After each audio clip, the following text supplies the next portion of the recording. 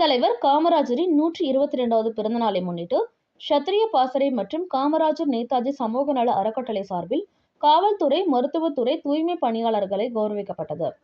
காமராஜர், நேதாஜி மற்றும் சத்திரிய பாசறை நிறுவன தலைவர் ஆதித்ய சம்பத்குமார் அவர்கள் தலைமையில் சத்திரிய பாசறையின் பொதுச் செயலாளர் ஆர். பார்த்திபன், பொருளாளர் பாண்டியராஜன், காமராஜர் நேதாஜி சமூக நல அறக்கட்டளை கௌரவ ஆலோசகரும் மணிமங்கல காவல் நிலைய எழுத்தாளருமான முதன்மை பெண் காவலருமான டி. சங்கீதா, காமராஜர் நேதாஜி சமூக நல அறக்கட்டளையின் பொருளாளர் கார்த்திக் செல்வன், நேதாஜி சமூக நல அறக்கட்டளையின் வழக்கறிஞர் பிரிவு செயலாளர் மூர்த்தி குப்புசாமி ஆகியோர் முன்னிலை வகித்தனர்.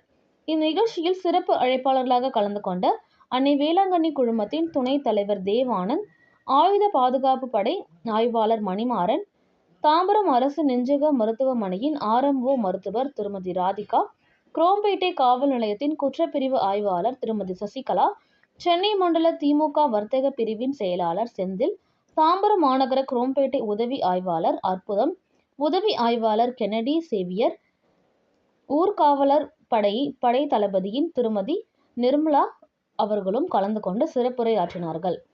இதில் காவல்துறையின் சட்ட ஒழுங்கு பிரிவு மற்றும் குற்றப்பிரிவு மற்றும் போக்குவரத்து பிரிவு ஆய்வாளர்கள், துணை ஆய்வாளர்கள், தலைமை காவலர்கள், முதன்மை காவலர்கள், காவலர்கள் மற்றும் மருத்துவர்கள், மருத்துவமனையின் பணியாளர்கள் ஆகியோருக்கு பொன்னாடை அணிவித்து நினைவு பரிசு வழங்கி கௌரவிக்கும் நிகழ்ச்சி நடைபெற்றது.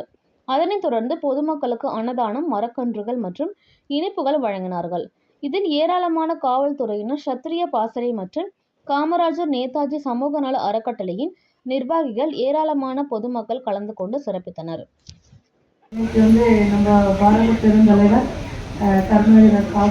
காமராஜர் அவர்களுடைய பிறந்தநாள் கொண்டாட்டு விழாவா காலையிலிருந்து இந்த அறக்கட்டளை